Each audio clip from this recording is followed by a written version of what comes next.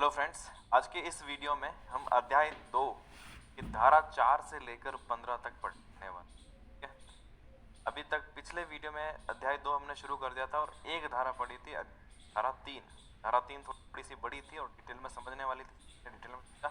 अब यह धारा 4 से लेकर 15 तक छोटी छोटी धाराएं हैं। कुछ धाराएं जहां महत्वपूर्ण है, जहां मैं इंपॉर्टेंट लगाऊंगा उस धारा को स्पेशली आप याद रखना कि इस धारा में क्या है। बाकी सारी धाराएं हमें याद रखने की आवश्यकता नहीं है किस धारा में क्या है। बाकी धारा स्पेशली याद रखने की जरूरत है, लेकिन धारा के अंदर क्या बात की जा रही है उस बात को कॉमनली आपको ध्यान में रखना है और वो बहुत आसानी से याद भी हो जाएगी। मैंने बहुत आसान भाषा में लिखा, वो याद हो जाएगी। बस स्पेशली धारा को याद करते हुए, धारा की संख्या को याद करते हुए जहां मैं इंपॉर्टेंट लगा रहा हूँ केवल वही आपको याद रखना है।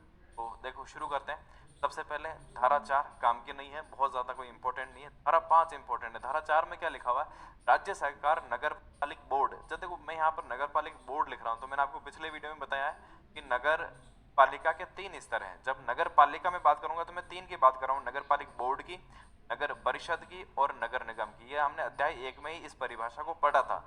तो पहला स्तर की बात कर रहा हूं मैं नगर पालिक बोर्ड की। राज्य सरकार नगर पालिक बोर्ड को ऐसे उपबंधों से छूट दे सकेगी जो उसके लिए अनुपयुक्त हो और इससे संबंधित सुसंगत नियम बना सकेगी। ये धारा 4 में लिखा हुआ है। छोटी सी बात है और बहुत महत्वपूर्ण ये धारा नहीं है। ठीक है, तो राज्य सरकार चाहे तो सिर्फ नगर पालिक बोर्ड के लिए और उसके लिए कोई नियम बना सकती है। अब इंपॉर्टेंट जो है वो धारा 5 है।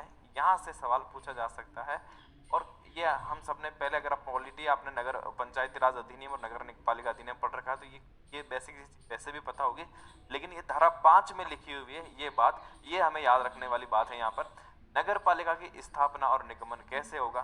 3 क्षेत्र 3 प्रकार के हैं, तो कैसे कैसे होगा?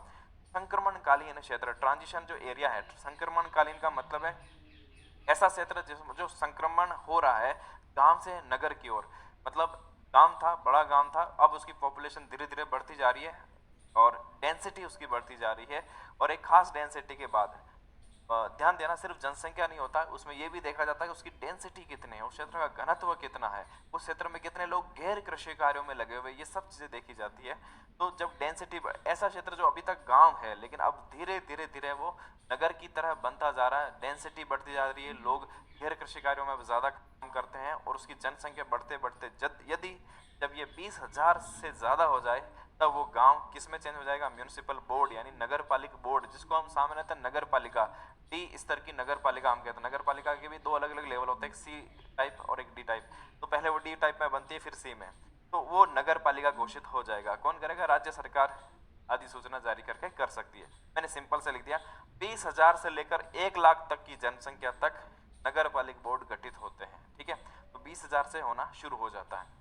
कई बार कई जगह ऐसा भी हो सकता है कि किसी गांव की जनसंख्या 20,000 से ज्यादा हो लेकिन फिर भी वो नगर पालिका घोषित नहीं हो, ऐसा भी हो सकता है। मैंने आपको रीजन बताया, वहां पर देखी जाती है उसकी डेंसिटी कितनी है, प्लस कितने लोग हैं जो कृषि कार्य और गैर कृषि कार्यों में नियोजित हैं, उस पर भी देखा जाता है। तो कोई क्षेत्र जनसंख्या ज्यादा होते हुए भी नगर पालिका घोषित हो, नगर, ऐसा कोई आवश्यक नहीं है, लेकिन सामान्य जनसंख्या का नियम ऐसा है।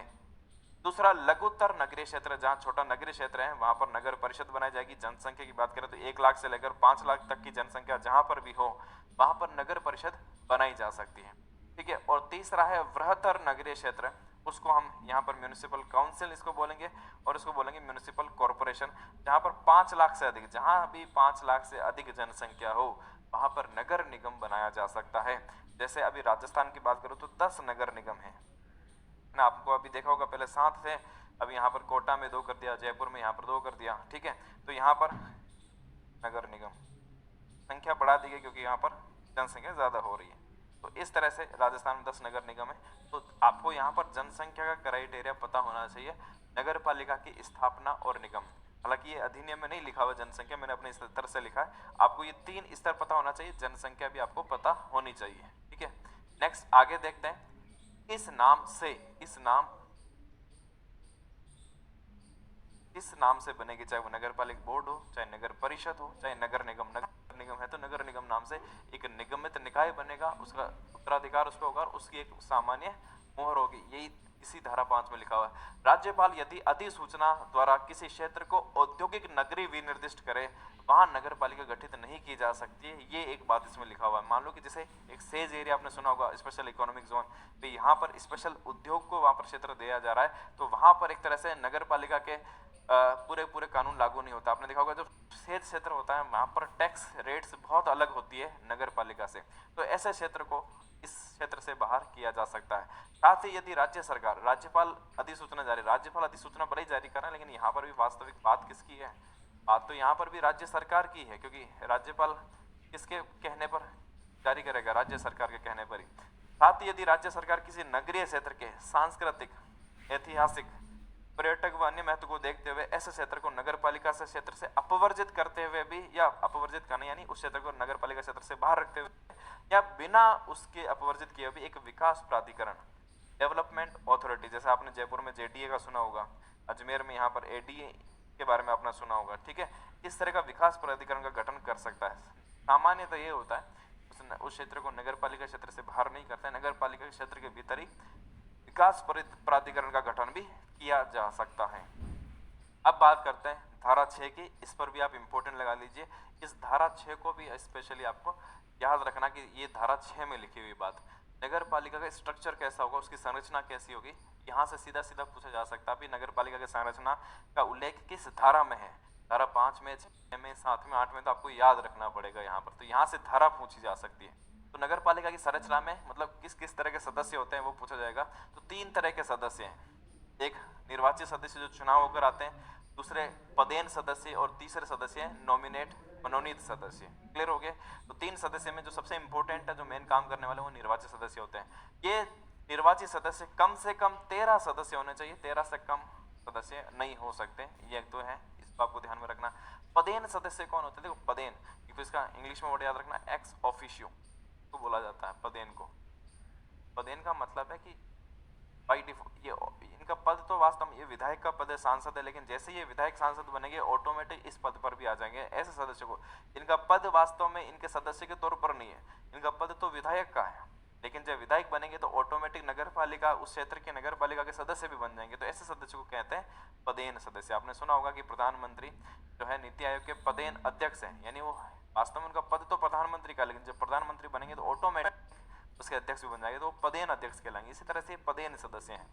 तो विधायक, जब मैं विधायक की बात कर रहा हूँ तो सारे विधायक नहीं, उस नगर पालिका क्षेत्र के अंदर अंदर आने वाले जो भी उस, चाहे वो थोड़े से भाग में आए, चाहे उस वो जो विधायक होंगे उस नगर पालिका या फिर नगर परिषद या नगर निगम, ठीक है, ये तीनों के हो सकते हैं। सांसद जो है वो नगर पालिका में सामान्यतः नहीं होते, क्योंकि सांसद का एरिया बड़ा होता है, नगर पालिका छोटे छोटे क्षेत्र में होती है, तो सांसद उसका सदस्य नहीं होता। सांसद सदस्य होता है या तो नगर परिषद का या फिर नगर निगम का।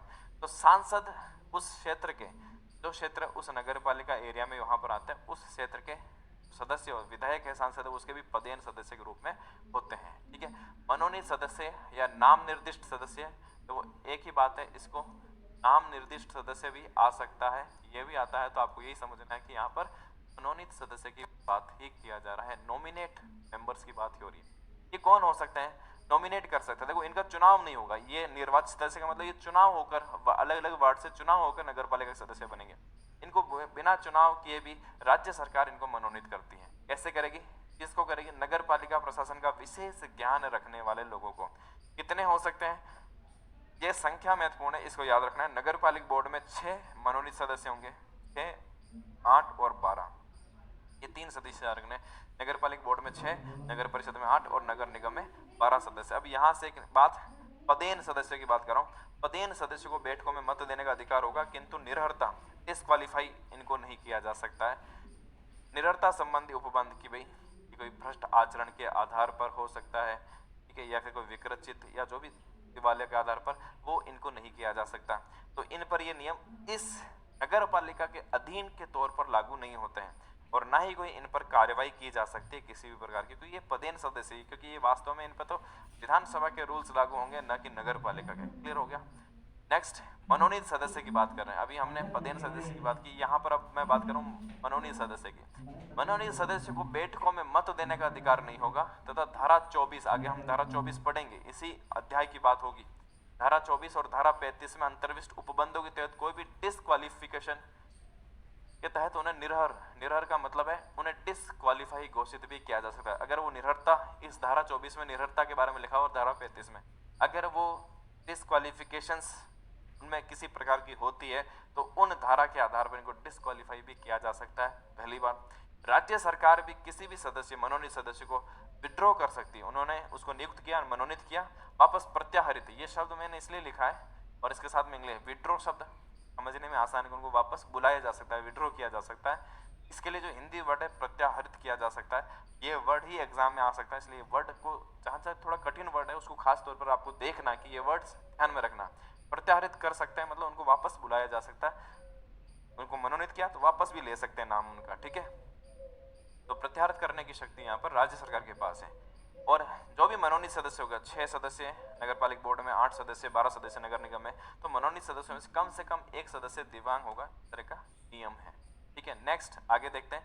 ये धारा देखो यहाँ पर अलग अलग, अभी हम जो बात करें धारा 6 चल रही, धारा 6 की उपधारा है। प्रत्येक जनगणना के पश्चात, हर 10 साल में जनगणना होती है, प्रत्येक जनगणना के पश्चात स्थानों की संख्या में, कौन से स्थान, जो अलग अलग वार्ड जिसको हम बोलते हैं, जैसे नगर पालिका में 13 वार्ड है, 15 वार्ड है, 17 वार्ड है, तो उन वार्ड की संख्या में जनसंख्या के अनुसार परिवर्तन हो सकता है। हो सकता है कि जनसंख्या दुगनी हो जाए 10 साल में उस क्षेत्र की, तो वार्ड भी डबल हो जाएंगे लगभग, तो वो जनसंख्या के अनुसार परिवर्तन हो सकते हैं। लेकिन परिवर्तन कैसे होंगे, मैंने यहाँ पर लिखा, वो परिवर्तन नए निर्वाचन से ही होंगे, विद्यमान नगर पालिका पर कोई भी प्रभाव नहीं पड़ेगा। ये ध्यान रखना है कि जो भी परिवर्तन होगा, जैसे मान लो 2021 में जनगणना हो रही है, तो जो अगला चुनाव होगा 2025-26 जब भी हो, बीच में नहीं किया जा सकता, ये बात हो। अब बात करते हैं आरक्षण की। देखो यहाँ पर वापस आ रहा हूं मैं, ये धारा 6 की बात कर रहे हैं। धारा 6 में नगर पालिका की संरचना लिखी हुई, धारा 6 में ही उसका जो उपधारा 3 है। अब यहाँ पर उपधारा विशेष इतनी याद रखने की आवश्यकता नहीं, लेकिन ये जरूर याद रख लेना कि धारा 6 में ही आरक्षण की बात है, धारा 6 में ही संरचना की बात है, यहां से सवाल पूछे जा सकते। तो उपधारा भी अगर आप चाहे तो देख सकते हैं, उपधारा 3 है। तो सामान्य वर्ग की कितनी सीटें होंगी, महिलाओं की कितनी सीटें होंगी, अनुसूचित जाति, अनुसूचित जनजाति, आगे हम इसके लिए यूज करेंगे SC and ST। SC and ST और पिछड़े वर्ग हेतु कितनी यहाँ पर अलग अलग सीटें होगी, उनके लिए देखो, उनके लिए आरक्षण है। सामान्य वर्ग की कितनी सीट, फिर महिला, अनुसूचित जाति, जनजाति, पिछड़े वर्ग के लिए अलग अलग आरक्षण है, ठीक है। अब जो बचती है वो सामान्य वर्ग में आता है, इस तरह से आरक्षण के अलावा। दूसरा पॉइंट इसी आरक्षण में लिखा हुआ कि SC एंड ST, ये शॉर्ट में लिख रहा हूं, अनुसूचित जाति, scheduled caste and scheduled tribe. आरक्षण कितना होगा, तो कुल जनसंख्या के समानुपाती होगी, जितनी जनसंख्या उसी अनुपात में SC और ST का आरक्षण होगा। पर ध्यान रखना, पिछड़े वर्ग के लिए इस तरह का रूल्स नहीं है, लेकिन SC और ST के लिए इस तरह का रूल्स जरूर है। पिछड़े वर्ग का आरक्षण कितना हो सकता है, तो यहाँ पर बात लिखी हुई कि पिछड़ा वर्ग का आरक्षण 21% से अधिक तो नहीं हो सकता है, पहली बात ये याद रखना, 21% से अधिक नहीं हो सकता है।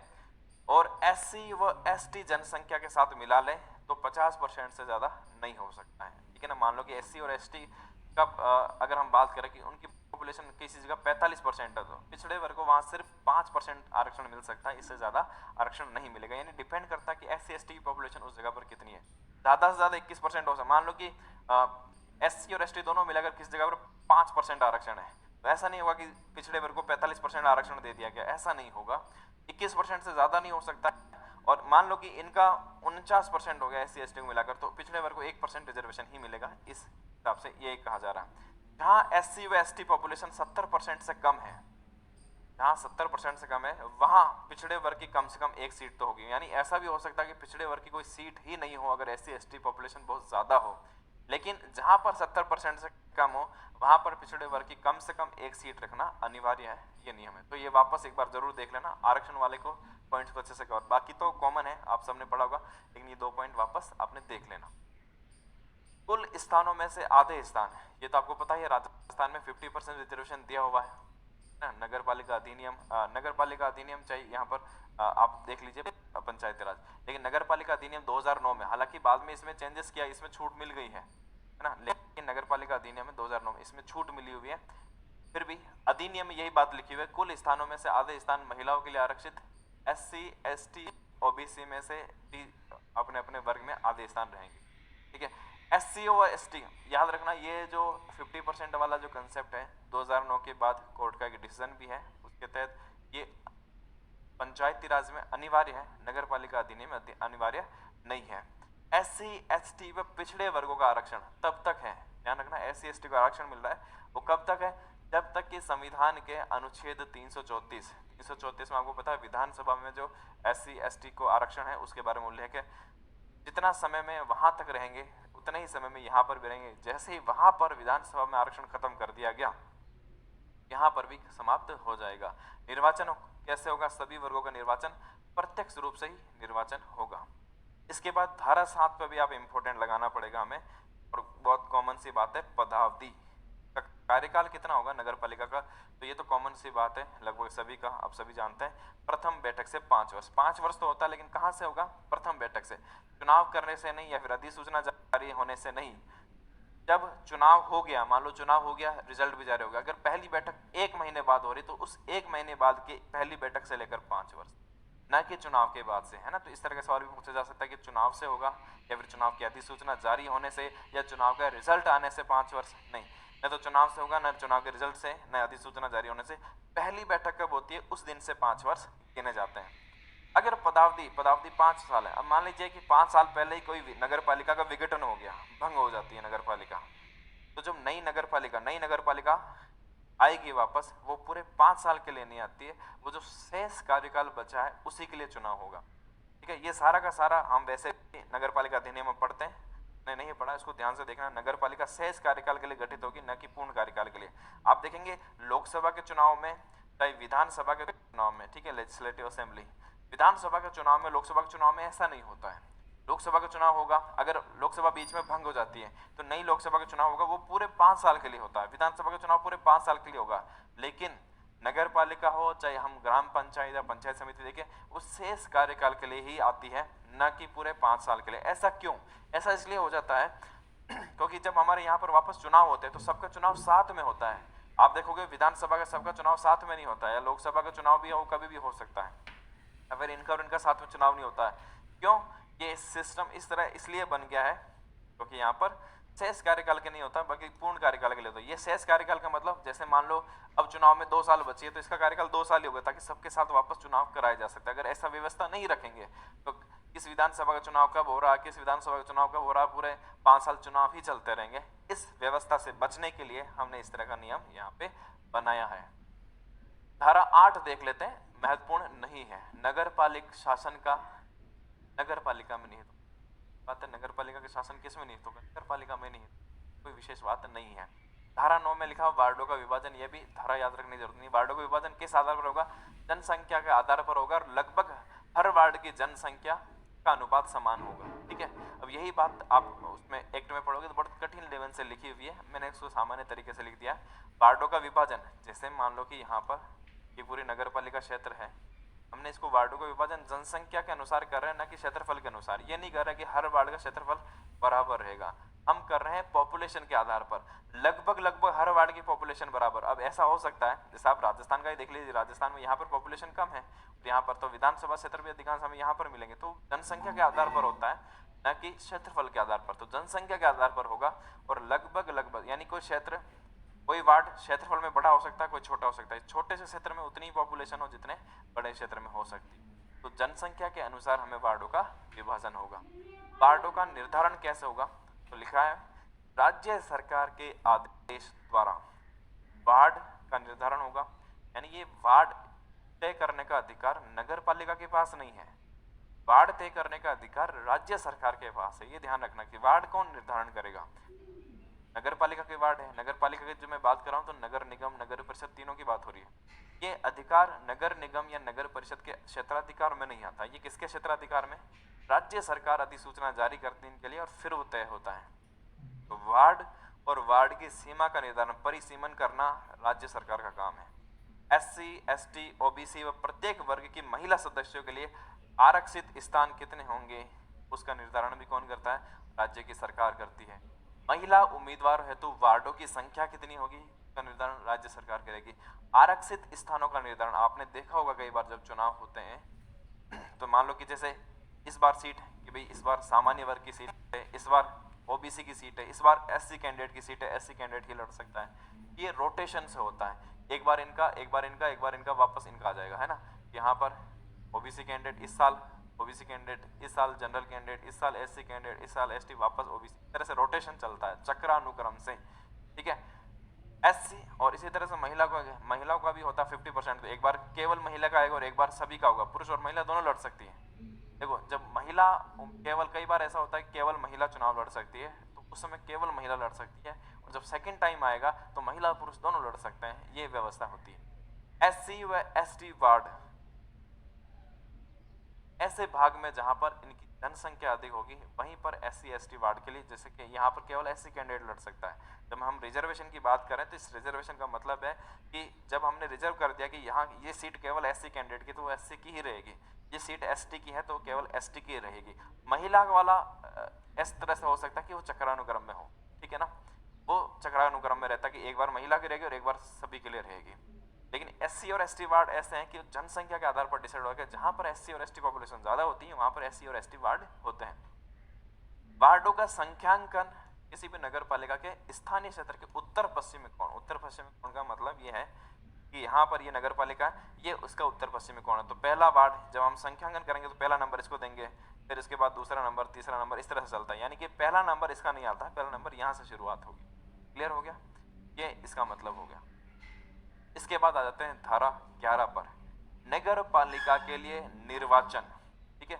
अब यहाँ पर धारा महत्वपूर्ण, इतनी महत्वपूर्ण नहीं कि यहाँ से धारा पूछ लिया जाए, लेकिन इसमें जो बातें लिखी हुई है वो याद रख सकते हैं, और इसके लिए हम थोड़ी सी धारा 11 याद रख सकते हैं। धारा 11 राज्य निर्वाचन आयोग का जो उल्लेख मिल रहा है वो धारा 11 में मिल रहा है। निर्वाचक नामावली, निर्वाचक नामावली का मतलब क्या होता है, इलेक्टर रोल जो होता है, में सारे जो मतदाता होते हैं उनका यहाँ पर नाम, और जो निर्वाचक जिनका निर्वाचन होना उनकी नामावली तैयार करना।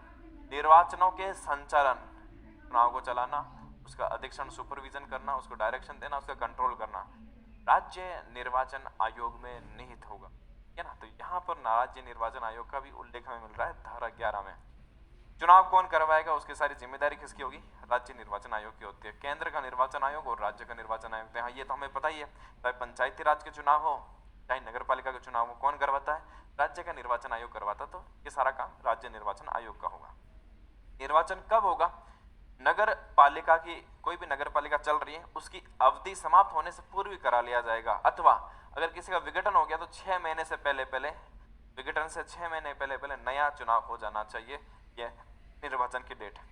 परंतु यदि किसी नगर पालिका विघटन के बाद, मान लो कि विघटन हुआ है, उसके बाद 6 महीने बाद वैसे ही चुनाव होने हैं, तो केवल 6 महीना ही शेष रहा, तो ऐसे निर्वाचन कराना आवश्यक नहीं है। राज्य सरकार निर्वाचन आयोग को उक्त परियोजनार्थ कर्मचारी भी उपलब्ध कराएगा। आपको पता होगा जब चुनाव होते हैं तो बहुत सारे जो कर्मचारी जो राज्य सरकार के होते हैं वो डेप्यूटेशन पर यहाँ पर इस राज्य निर्वाचन आयोग के अधीन आ जाते हैं, ठीक है ना। नेक्स्ट धारा 12, राज्य निर्वाचन आयोग के कृत्यों का प्रत्यायोजन, डेलीगेशन। प्रत्यायोजन का मतलब अपना काम किसी को सौंपना, तो बोलते हैं प्रत्यायोजन, ठीक है। तो धारा 12 में लिखा हुआ, महत्वपूर्ण नहीं है ज्यादा, ये कह रहा प्रत्यायोजन किसको कर सकते हैं, या तो उप निर्वाचन आयुक्त को कर सकते हैं, हालांकि राजस्थान में तो ऐसी कोई व्यवस्था नहीं है, राज्य निर्वाचन का आयुक्त ही होता है, अथवा राज्य निर्वाचन आयोग के सचिव को किया जा सकता है, तो होता है, उप निर्वाचन आयुक्त की व्यवस्था अपने यहाँ पर नहीं है। प्रत्येक वार्ड के लिए, हर वार्ड के लिए निर्वाचक नामावली, निर्वाचक नामावली में यहाँ पर जो भी मतदाता होते हैं उनके नाम राज्य सरकार के परामर्श से राज्य निर्वाचन आयोग के द्वारा नाम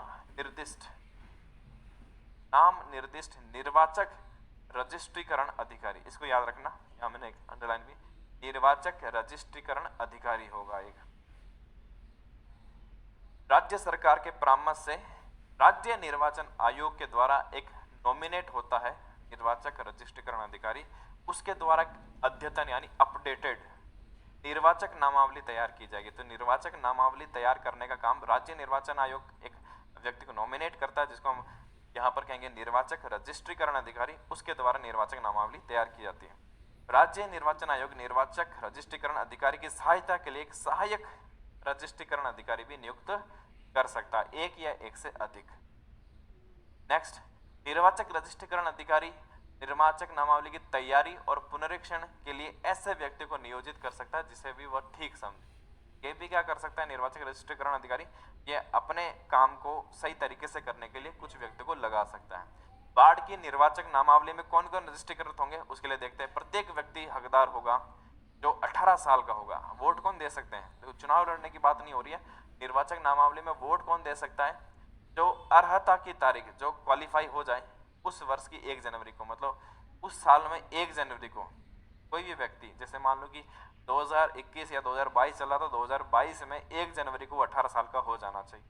तो उस साल की 1 जनवरी को वो कम से कम 18 साल का हो जाना चाहिए और उस नगर पालिका के वार्ड का निवासी होना चाहिए। अब निवासी में क्या क्या है उसकी बात कर लेते हैं। निवासी किसको मान सकते हैं, किसको नहीं मान सकते हैं, उस पर कुछ बात लिखी हुई है। अब किसी वार्ड में कोई दूसरी जगह का व्यक्ति जिसने वहां पर कब्जा करके स्थायी अस्थायी तौर पर रह रहा हो, वो व्यक्ति उस वार्ड में कोई हॉस्टल में रहने वाला छात्र, होटल में ठहरने वाला कोई व्यक्ति हो, कारागार में रहने वाला कोई कैदी हो, या फिर उस वार्ड में चिकित्सारत कोई भी अन्य जगह के व्यक्ति उस वार्ड के निवासी नहीं समझे जाएंगे। ये नोट डाल के एक बात लिखी हुई है, कॉमन सी बात है, इसको भी आप समझना, है ना। कि मान लो कि कोई व्यक्ति है ना, उस वार्ड का निवासी कब समझा जाएगा? ये सारे अस्थायी लोग हैं, स्थायी तौर पर वहां पर नहीं रह रहे, अस्थायी तौर पर कोई भी रह रहा है, जैसे कोई किराए के मकान में रह रहा है तो उस वार्ड का निवासी थोड़ी माना जाएगा, वो तो दूसरे वार्ड का निवासी होगा, है ना। तो बस यही बात लिखी हुई है। तो किराए पर रहने वाले व्यक्ति, होटल में रहने वाले, हॉस्पिटल में भर्ती है, हॉस्टल में रह रहा हो, यहाँ पर वहां पर कारागार में रह रहा है, उस वार्ड के निवासी नहीं माना जाएगा। अब आप कहेंगे सर ऐसे ऐसी कॉमन बातें भी लिखी जाती है, तो अधिनियम में सारी बातें लिखनी पड़ती ताकि कोई भी विवाद नहीं हो। अस्थायी रूप से उस वार्ड में अनुपस्थित रहने वाला, ध्यान रखना, कोई व्यक्ति है जो उसी वार्ड का निवासी है लेकिन अस्थायी रूप से वहां से अनुपस्थित है, तो उस व्यक्ति को उस वार्ड का निवासी ही समझा जाएगा। ये बात रखना, भले ही वो अनुपस्थित है लेकिन उस वार्ड का ही निवासी है, तो अनुपस्थित होते हुए भी उस वार्ड का ही समझा जाएगा। यदि किसी व्यक्ति के निवास स्थान पर कोई प्रश्न चिन्ह उठता है कि वो यहाँ का इस वार्ड का व्यक्ति है या चाहे इस वार्ड का व्यक्ति है, तो राज्य सरकार द्वारा तय नियमों के अनुसार उसका निपटारा किया जाएगा, उसके अनुसार उसका किया जाएगा। उस क्षेत्र का सांसद, मान लो उस नगर पालिका क्षेत्र के अधीन उस वार्ड का, उस क्षेत्र का कोई सांसद है या विधायक, यदि निर्वाचन के समय अपने अन्य कर्तव्य को, हो सकता है जैसे कोई सांसद हो, मंत्री भी हो, उस समय चुनाव चल रहे हो लेकिन वो चुनाव में उपस्थित नहीं हो और अपने कोई महत्वपूर्ण कार्य कर रहा हो, अपने कर्तव्य के कारण अनुपस्थित रहता है, तो उसकी पदावधि के दौरान ये नहीं समझा जाएगा कि उस वार्ड का स्थायी निवासी नहीं रह गया है। क्लियर हो गया? वो किसी, क्योंकि इनको छूट मिली हुई है, वो हो सकता है। हालांकि दूसरों पर भी ऐसा कोई विशेष लागू नहीं होता कि जो वोट नहीं दे रहा है उसका स्थायी निवासी नहीं रह जाएगा, लेकिन यहाँ पर स्पेशल बात इनकी कही हुई है। एक पॉइंट और है, कोई भी व्यक्ति एक से अधिक वार्डों की निर्वाचक नामावली में रजिस्ट्रेशन का हकदार नहीं होगा, न ही एक ही निर्वाचक नामावली में अपने दो नाम, तीन नाम लिखा दे, ऐसा भी नहीं हो सकता है। अब कोई इलीगल तरीके से करता है तो इलीगल ही है, वो लीगल नहीं हो सकता कि इस वार्ड में भी नाम चल रहा है और उस वार्ड में भी नाम चल रहा है, ठीक है ना, ऐसा नहीं हो सकता है। एक व्यक्ति, लीगल तौर पर एक व्यक्ति का नाम एक वार्ड में ही होगा और एक निर्वाचक नामावली में भी वो एक बार ही वोट कर सकता है, ठीक है। अब आ जाते हैं धारा 14, ठीक है, निरर्हता के बारे में लिखा हुआ है, ठीक है। तो निर्वाचक नामावली में रजिस्ट्रीकरण के लिए निरर्हता क्या है? अगर भारत का नागरिक नहीं है तो वैसे ही डिस्क्वालीफाई हो जाएगा। विकृत चित्त है यानी पागल है, या सक्षम न्यायालय द्वारा ऐसा घोषित कर दिया है उसको, ठीक है, तो दिवालिया घोषित कर दिया, ऐसा भी हम लिख सकते हैं। विकृत चित्त है, सक्षम न्यायालय द्वारा दिवालिया घोषित, हालांकि लिखा हुआ नहीं है, लेकिन अगर कोई सक्षम न्यायालय द्वारा दिवालिया भी घोषित कर दिया जाए तो भी ऐसे व्यक्ति को, या अधिनियम ऐसा दिवालिया शब्द लिखा हुआ नहीं है, लेकिन ये दिवालिया शब्द भी, अगर दिवालिया भी अगर सक्षम न्यायालय दिवालिया ही घोषित करता है। विकृत चित्त मेडिकल बोर्ड घोषित करता है, न कि न्यायालय घोषित करता है, ठीक है। तो विकृत चित्त है या सक्षम न्यायालय द्वारा दिवालिया घोषित कर दिया, ऐसा व्यक्ति भी इसमें हकदार नहीं होगा। भ्रष्ट आचरण और अन्य अपराध कारण, भ्रष्ट आचरण कौन से? जो इसी अधिनियम में लिखे हुए हैं, जो उस चुनाव से जुड़े हुए भ्रष्ट आचरण करता है ऐसा व्यक्ति, और अन्य अपराध कारण तत्समय किसी कारण से निरर्हत हो गया, ऐसा व्यक्ति इसमें शामिल नहीं होगा। और लास्ट, इस वीडियो की हम लास्ट धारा पढ़ रहे हैं, मिथ्या घोषणा करना। मिथ्या का मतलब झूठी घोषणा। कैसी? यदि कोई व्यक्ति किसी निर्वाचक नामावली की तैयारी, पुनरीक्षण या शुद्धि या प्रविष्टि का निर्वाचक नामावली में शामिल या अपवर्जन किए जाने के संबंध में मिथ्या घोषणा करता है, जैसे मान लो कि एक व्यक्ति यहाँ पर भी उस वार्ड, अपना आपको बताता है मैं तो इस वार्ड का निवासी हूँ, और वहां पर उस निर्वाचक नामावली में शामिल हो गया, और दूसरी जगह जब वोट चल रहे वहां पर भी कहता है मैं तो इस यहाँ का भी निवासी हूँ और वहां पर भी नाम, तो ये एक तरह की मिथ्या घोषणा हो गई, तो उसे सजा हो सकती है। क्या सजा हो सकती है? 1 वर्ष का कारावास हो सकता है, अथवा 2000 से लेकर 5000। अभी 2000 से 5000 आपको बहुत कम लग रहे होंगे, पर ये क्योंकि पुराना एक्ट बना हुआ है उस समय के, ये 2000 से 5000 और अभी भी चेंज नहीं हुआ, 2 से 5000 रुपये का जुर्माना लग सकता है, अथवा दोनों हो सकता है, मतलब 1 वर्ष का कारावास भी हो सकता है और जुर्माना भी लगा सकता है, दोनों सजा हो सकती है अगर कोई ऐसी मिथ्या घोषणा करता है। तो ये हमने इस वीडियो में धारा 4 से लेकर 15 तक हमने यहाँ पर अध्ययन किया। मेरे ख्याल से मैं कोशिश कर रहा हूँ कि छोटे छोटे वीडियो में एक साथ, अगर लंबा वीडियो हो जाएगा थोड़ा सा बोरिंग लगने लग जाएगा आपको। कोशिश की है मैंने कि हाँ, शॉर्ट वीडियो में ही आपको कुछ चीज़ें आसान भाषा में समझाने की कोशिश। मेरे ख्याल से इस धारा 15 तक आपको यहाँ पर कोई भी प्रॉब्लम नहीं होगी, आसानी से सारा का सारा अब ये एक्ट आपको समझ आ रहा होगा। नेक्स्ट धारा 16 से हम नेक्स्ट वीडियो में बात करेंगे। तो अभी इस वीडियो में इतना ही।